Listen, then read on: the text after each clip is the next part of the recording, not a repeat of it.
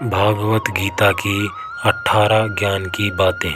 आनंद मनुष्य के भीतर ही निवास करता है, परंतु मनुष्य उसे स्त्री में, घर में और बाहरी सुखों में खोज रहा है।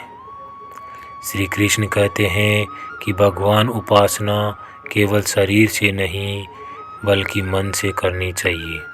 भगवान का वंदन उन्हें प्रेम बंधन में बांधता है। मनुष्य की वासना ही उसके पुनर्जन्म का कारण होती है। इंद्रियों के अधीन होने से मनुष्य के जीवन में विकार और परेशानियां आती हैं। संयम यानी धैर्य, सदाचार, स्नेह और सेवा जैसे गुण सत्संग के बिना नहीं आते हैं। श्री कृष्ण कहते हैं कि मनुष्य को वस्त्र बदलने की आवश्यकता नहीं है, आवश्यकता हृदय परिवर्तन की है।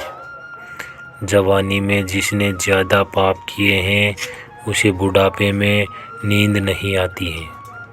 भगवान ने जिसे संपत्ति दी है उसे गाय अवश्य रखनी चाहिए। जुआ, मदिरापान, परम स्त्री गमन, हिंसा, असत्य, मद, आसक्ति और निर्दयता, इन सब में कलयुग का वास है। अधिकारी शिष्य को सद्गुरु अवश्य मिलता है।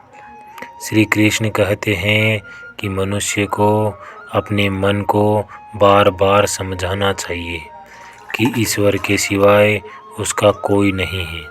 साथ ही यह विचार करना चाहिए कि उसका कोई नहीं है, साथ ही वह किसी का नहीं है। भोग में क्षणिक सुख है, साथ ही त्याग में स्थायी आनंद है। श्री कृष्ण कहते हैं कि सत्संग ईश्वर की कृपा से मिलता है, परंतु कुसंगति में पड़ना मनुष्य के अपने ही हाथों में है।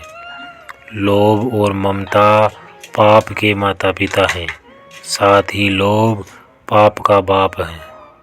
श्री कृष्ण कहते हैं कि स्त्री का धर्म है कि रोज तुलसी और पार्वती का पूजन करे।